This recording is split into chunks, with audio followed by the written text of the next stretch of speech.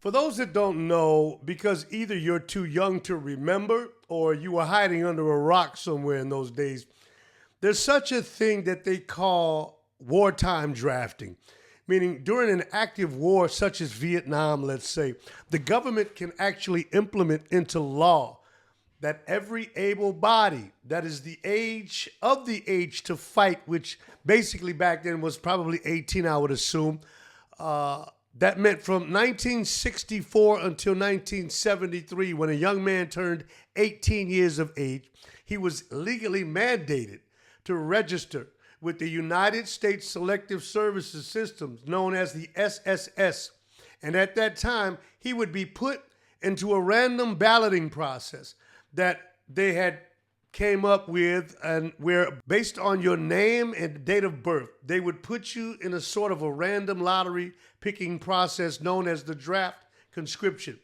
And if you were picked out of that box of random names, then you had to immediately report to your local draft board or recruiting station for an evaluation and instructions on when and where you would be deployed for military combat. You didn't have to worry about training or any of that. Once they put a rifle in your hand and you were dropped off somewhere in a war zone, somewhere in on the other side of the world, you got plenty of training at that time. And don't get me wrong, there were many brave men that wanted to go fight for the country and the freedoms that we enjoy today. And that's admirable. And I believe the country did what they had to do for that time.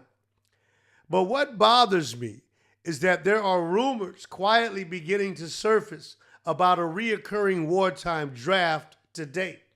And that's extremely, extremely disturbing because this is a completely different breed of government that's in place today. And that's horrifying to think that yours and my sons and daughters, our grandsons and our granddaughters at age of 18 years could suddenly be made to go die in a war that should never have happened in the first place.